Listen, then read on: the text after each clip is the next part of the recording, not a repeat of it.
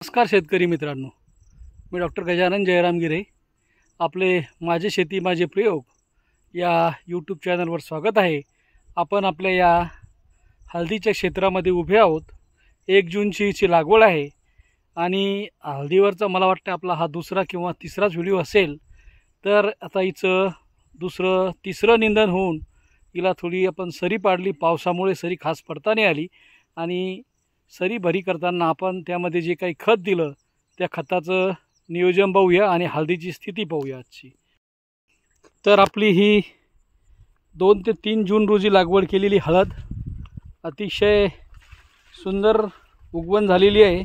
यामध्ये यावर्षी आपण शेणखताचा मोठ्या प्रमाणात वापर केला. जवळपास एका एकरात 13 ते 14 ट्रॉली शेणखत टाकलं आहे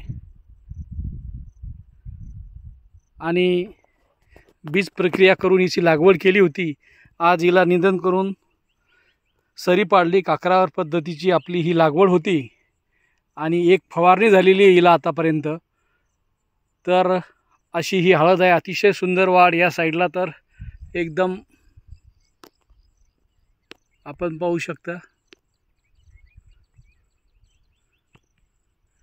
एकदम सुंदर वाढ झालेली आहे.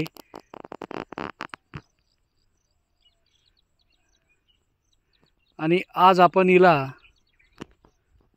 खताचा एक डोस दिलेला आहे.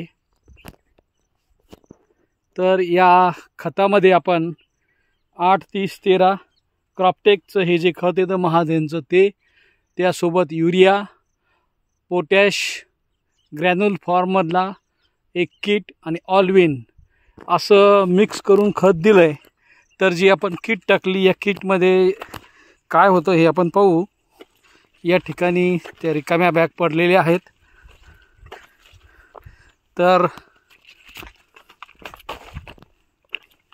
क्रियाजेन हे फेरस 19% होतं आणि हे होतं 5 किलो. जवळपास एकर भरला 5 किलो फेरस, हे 5 किलो झिंक सल्फेट, झिंक 21% आणि सल्फर 10%.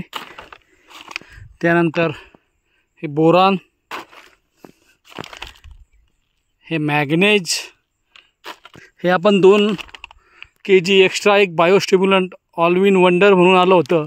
तर याने चकाकी वाढेल आणि जिच्यामध्ये नायट्रोजन, पोटॅश आणि बाकी काही घटक आहेत. तर हे 2 किलो आणि हे पोटॅशियम ह्युमेट म्हणजे ह्युमिक ॲसिड आणि पोटॅशियम 5%. अशा प्रकारची ही एक किट आपण या हळदीमध्ये टाकलेली आहे. सर्व खतं मिक्स करून. पाणी आज तर काही पडला नाही पण शेत ओलं आहे. याला सरी पाडण्याचा थोडासा ओल्याचीच्यात प्रयत्न केला पण सरी काही एवढी खास पडली नाही. कारण वळानी कधी होणार आणि कधी सरी पाडणार, कारण की आता हिची वाढ आपण शेवटच्या टोकावर आहे त्याच्यामुळं कमी दिसते. पण आपण जर मध्याकडे गेलो तर अतिशय वाढ झालेली आहे आणि नंतर मग याला सरी पाडता नसती आली आणि मग हिची जे काही कांड्या आहेत त्या हळदीच्या उघड्या पडल्या असत्या. म्हणून आत्ताच आपण जशी भर टाकता येईल तशी टाकून घेतली. आता खत फेकल्यानंतर उद्या किंवा परवा जेव्हा वळाणी होईल तेव्हा एक पाळी आणि मग हिच्यावर आपण सरी पाडू. तर पहा या ठिकाणी अतिशय सुंदर वाढ झालेली आहे. तर मित्रांनो, आपण आपल्या हळदीमध्ये काय नियोजन केलं किंवा हळदीमध्ये आपण कसं नियोजन करता. आपण जर पारंपरिक हळदीचे उत्पादक असाल तर आपले नियोजन कॉमेंटमध्ये थोडक्यात एका कागदावर लिहून त्याचा फोटो काढून टाकला तरी चालेल. आणि माझे चॅनल आपल्याला आवडत असेल तर लाईक आणि सबस्क्राईब करा, शेअर करा आणि जास्तीत जास्त द्या. मी आपल्या शेतामध्ये जे स्वतः करतो प्रॅक्टिसेस किंवा जी आपली जनरल एक शेतकरी शेती करतो, फक्त ती थोडी डोळस पद्धतीनं, म्हणजे आपण काय फवारतो काय नाही किंवा दुकानदारानं हे दिलं हीच औषधी टाकायची असं नाही. तर आपण आपल्या मनाने घ्यायची आणि त्यामध्ये जर काही सजेशन असलं ते वापरून बघायचं, त्याचं रिझल्ट घ्यायचा असा आपला एक मानस आहे. आणि सर्वच शेतकरी सर्वच प्रयोग करू शकत नाही. त्यामुळे एखाद्या शेतकऱ्याने प्रयोग केला आणि त्याचा चांगला रिझल्ट आला तर दुसऱ्याने तो करायला हरकत नाही. सगळेच प्रयोग आपण करायचे म्हटले तर आयुष्य पुरणारं नाही. धन्यवाद. व्हिडिओ लंबा होतोय.